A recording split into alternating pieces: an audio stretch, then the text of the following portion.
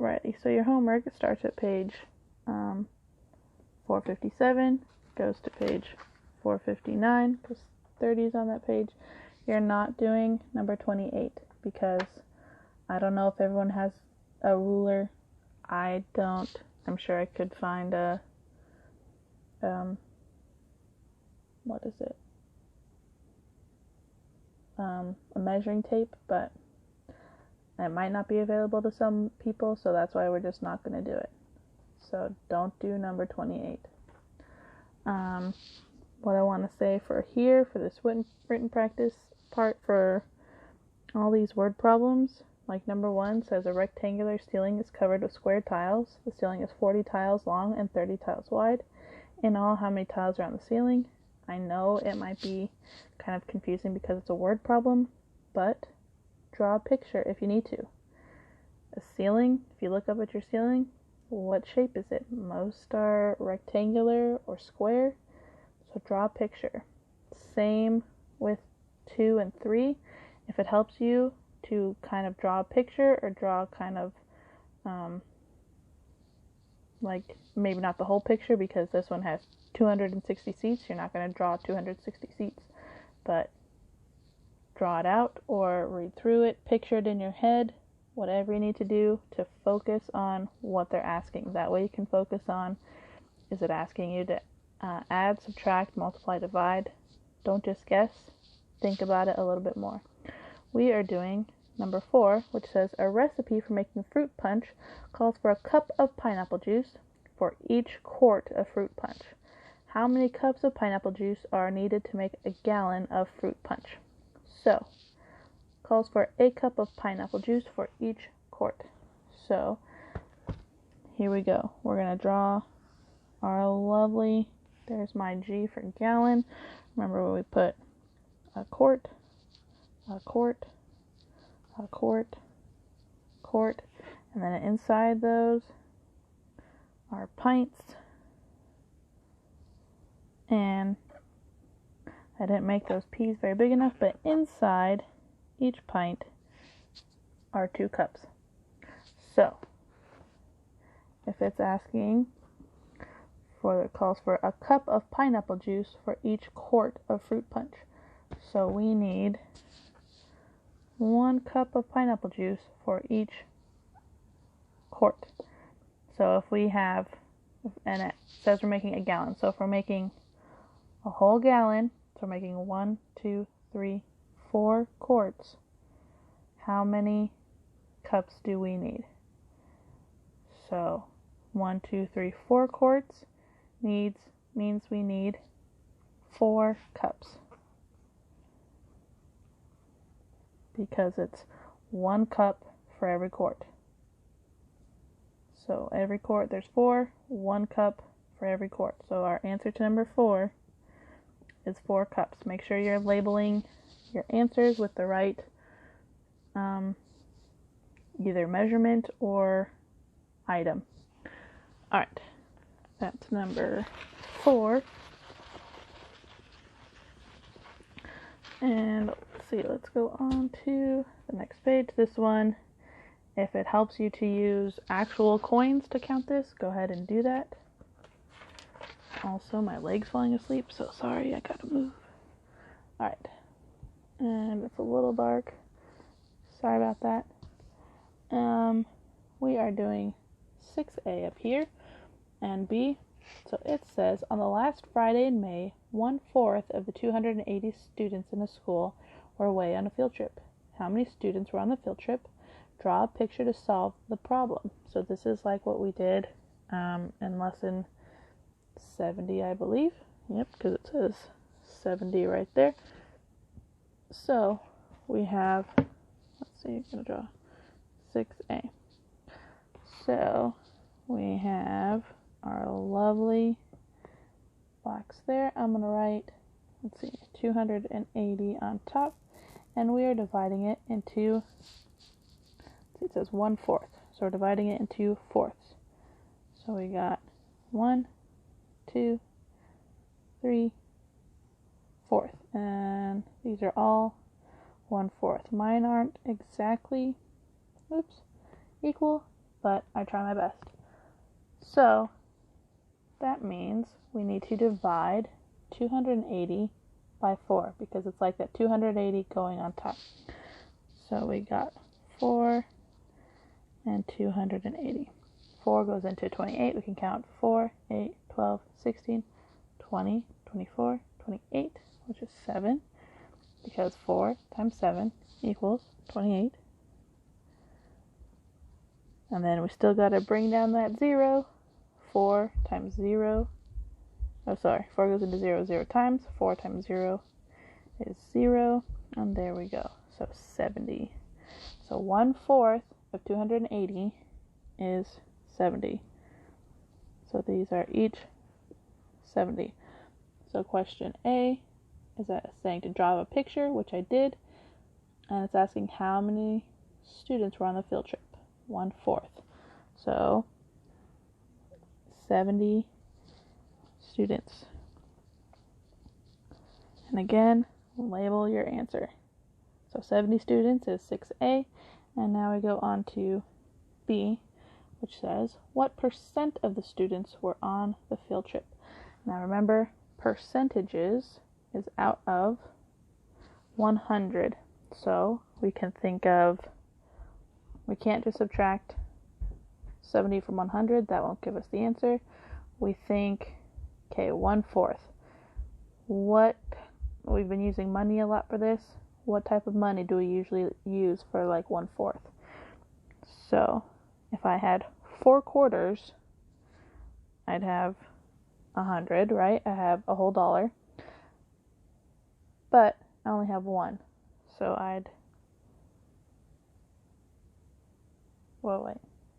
we're on the field trip. So this many were not on the field trip. So that would be 1, 2, 3/4. So 3/4 were not on the field trip, but we want to know the percentage of how many were on the field trip. So you can still look at it as if you had 1/4 out of 4, how many quarters or how much do you have? Or you could think if you subtracted 3 whole quarters. So you could do 100 minus 75, which is 25. Or you could just think, I just have 1/4 out of 4 quarters. That means I have 25 cents, which means 25% of students were not on the field trip. So remember, percentage is always out of 100. And we can think of it as money. So here's how many quarters we have, or could have, and we only have 1, which means 25%. Alrighty, and let's see. Number 7 is a very similar problem to what we just did. I still want you to draw the pictures on your own paper. And 8, A and B. Remember, let's see, 1 centimeter is the same as 10 millimeters. So remember that. So if I had 2 centimeters, I'd have 20 millimeters. So 1 centimeter is the same as 10 millimeters. You'll need that for, I think, question 9, and I think for question 29 over there. So make sure you remember 1 centimeter equals 10 millimeters. Alrighty, next one is 15. So we're going to go through all these. Again, another word problem. Make sure it says to make a table to solve this problem. Remember real quick how we made those tables. And you have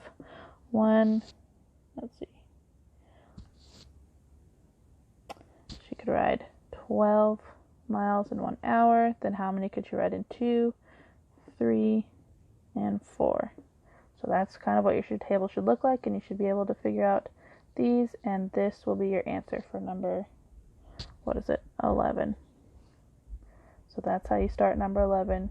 You should draw this table on your own piece of paper, That way you know how to do it, and when you're asked to do it again later, you can draw it out when we get back into school. Alright, number 15 is $20, and we are subtracting $19.39. And I picked this one because I think that these zeros are still tricky for people. So we turn that into a 10, and we can turn this whole thing. So we got, say that's like 200. We're going to turn it into 199. We just took one whole thing away from this. So it's 200, goes down to 199. We just took one away. That's where a 1 goes. So it's just 199. So 9 subtracted from 10 is 1. 3 subtracted from 9 is 6. And 19 from 19 is 0. So our answer is 61 cents. Make sure you have your dollar sign 0.61. Because that's, you can't just write 61 cents. That's not how we write our money. We write it like that. So make sure you're writing your money correctly. Alright, next we're doing number 25. So here we go. 25, everyone's favorite. We got some exponents, we got some square roots. So we have 25, which is the square root of 36 plus 4 squared plus, what's it, 10 squared. Again, my leg's falling asleep, so give me a second. Alright, so 36, the square root of 36 is 6, because 6 times 6 equals 36. And remember, our exponents is this, that's what we're multiplying the number, we're multiplying it by itself that many times. So that is just 4 times 4. And 4 times 4 is 16. And this is the same as 10 times 10. 10 times 10 is 100. So we can do 116 is 116 plus 6. And let's see, I'm going to do it this way because that's easier. 6 plus 6 is 12. 1 plus 1 is 2. So 122 would be your answer. So remember these exponents there. That's the same as 4 times 4 and 10 times 10. So if we've been doing the opposite of division is multiplication, or the opposite of addition is subtraction, kind of like that. The opposite of square root is your exponent, or squared. That's why they're both square root, squared. So these are opposites, if that helps you remember what these are. Alright, I'm going to do 26 with you guys. Oops, and 26 says 9 plus m equals 27 plus 72. So 9 plus m equals 27 plus 72. So the first thing we're going to do, because we have both of these, we're just going to add those up. We can't worry about this yet because we don't know what m is. So 72 plus 27, 7, 8, 9, and 9. So 99.